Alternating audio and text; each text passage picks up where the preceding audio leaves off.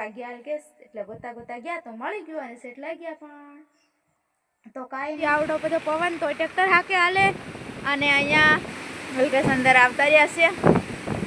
તો hello YouTube family, કેમ છો બધા? મજામાં છે, હું પણ મજામાં છું. અને આજે આપણે આવી ગયા છે સવારમાં દાડિયા.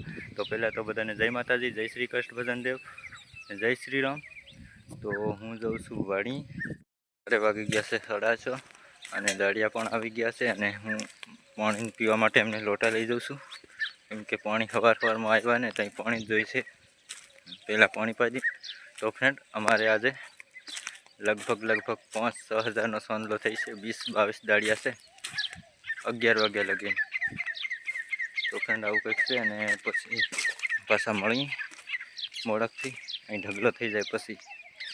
ફ્રેન્ડ, તમને મેં આગળ કીધું હતું દાડિયા આવી ગયા હતા પણ બાજરો લણાઈ અને સાફ થઈ ગયું છે. અને અત્યારે તો લોટરી પણ ચાલુ થઈ ગઈ છે હાંકવાની, નહીં? શું કેવું તારું?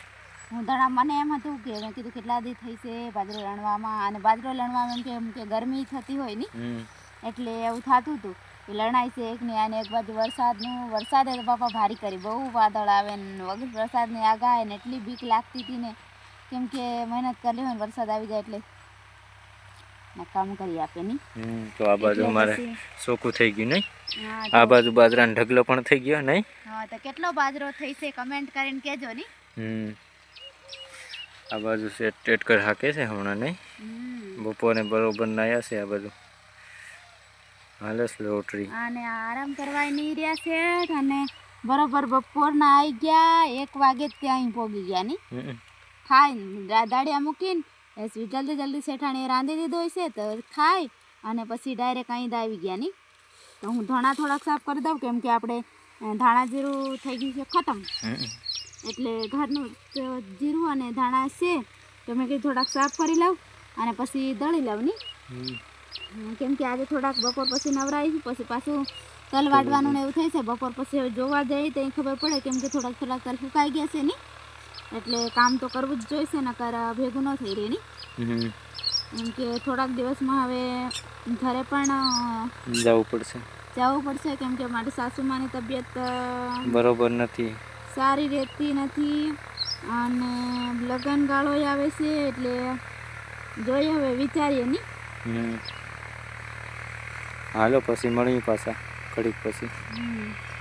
આપણો બાજરો લણાઈ ગયો હતો અને અત્યારે આવી ગયો છે ગાયો અને બળદ પણ આવી ગયો છે, નહીં? તો આટલી બધી ગાયો જોવો તો ખરા, બિચારીઓ ભૂખ્યો થઈ ગયો હોય અત્યારે, એટલે ખાવાનું બહુ ચાલુ કરી દીધું હોય. આવી રીતના કંઈક લાગત ગાયો થઈ ગયો હોય બાજરા. સુશીલાનો વિચાર હતો ગાયને એક પૂળો વાડીને નાખવાનો, એના બદલામાં બધું ઘણી બધી ગાયો આવી ગયો, એટલે એની જીવને થોડીક ઠંડક વળી ગઈ. આવી રીતના કંઈક જોઈ શકો છો તમે, નકરી ગાયો જ છે બધી. આ બાજુ ટેટકર પણ ચાલે છે, આવી રીતના કંઈક. હાલો પછી મળીએ પાછા. જોઈ શકો છો ગાઈસ, બહાર કેવું વાદળ છાયું વાતાવરણ છે અને બહુ બધો પવન આવ્યો છે, બહુ બધો પવન ફૂંકાય છે. તો શેઠ ક્યાં? શેઠ અહીંયા ટ્રેક્ટર હાંકતા હતા. હજી આવડો બધો પવન તો ટ્રેક્ટર હાંકે હાલે. અને અહીંયા હલકેશ બાજરો ઢાંકવા માટે જાય છે. રાજપત્રીને લાકડા ને બધું ભેગું કર્યું છે નજીકમાં, બહુ બધું.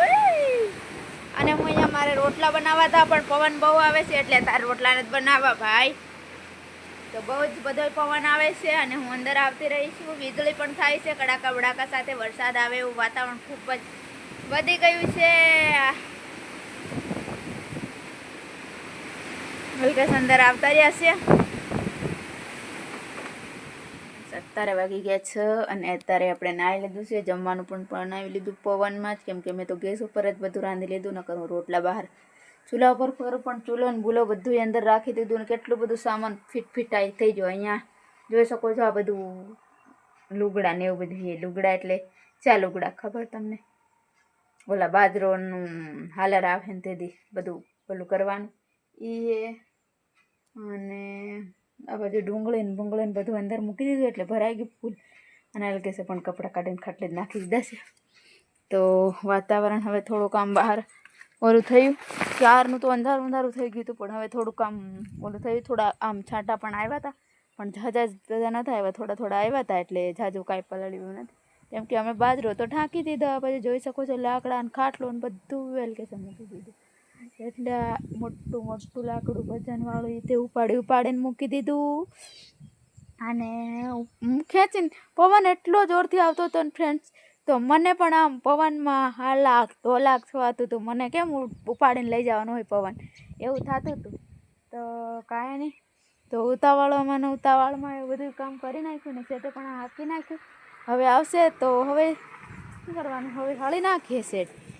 એટલે પછી હળી નાખીએ ને પછી પાછું શાહ નાખીએ ને પછી ટપક પાથરવાની ને એવું બધું કામકાજ હાલે. તો કાંઈ નહીં, એવું બધું છે. બગલા કેવા આવી ગયા જો. અને પવન ગયો ને પવનમાં અહીં બધી આ ટકડા હતા મૂકેલા ચોમાસું સળગાવવા માટે, પણ તઈ તે ઓયડીને નજીક જ હતા એટલે કાંઈ જીવજંતુ આવી જાય ને એવું હતું ને, એટલે પછી ટ્રેક્ટરથી ઢસડીને સેટ આ બાજુ પર લઈ ગયા ને સળગાવી નાખ્યું ને એવું બધું કામ કરી નાખ્યું સેટે પવનમાં જ તે. અને પછી સેટ કામ કરતાં સેટનો ફોન પણ પાડી દીધો હતો. તો પાડીને ઘરે ગયા ત્યાં પાડી નાખ્યો હતો, પણ ફરી પાછા અમને ખબર નહોતી કે ફોન પડી ગયો ને સેટને પણ નહોતી ખબર. પછી આમ થોડોક આગળ રસ્તામાં પડી ગયો તો હું ક્યાં પડ્યો ને હું તમને બતાવું. અત્યારે તો સેટ લઈ ગયા હતા પણ અમને ખબર નહોતી. પછી આમ વરસાદનું વાતાવરણ હતું એટલે સેટ તો ટ્રેક્ટર લઈને વહી ગયા. આમ જો કોર આંકડો છે ને એને કોર પડ્યો હતો રસ્તામાં, થોડોક આમ બાજુ પર પડ્યો હતો ને એટલે બીજી ગાડી ગઈ ને એમને મળ્યો નહીં, દેખાયો નહીં. પછી રિંગ વાગીને તો ઓલગેસ મને કે ફોન ક્યાં, કોઈકનો ફોન હોય, સેટનો ફોન હોય એવો અવાજ આવે છે.